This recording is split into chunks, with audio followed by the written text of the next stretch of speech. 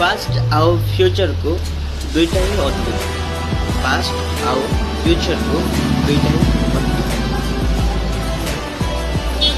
Past को फेरी पाइबे नहीं आउ फ्यूचर को देखि पारिबे नहीं। पास्ट को फेरी पाइबे नहीं कि फ्यूचर को देखि पारिबे नहीं।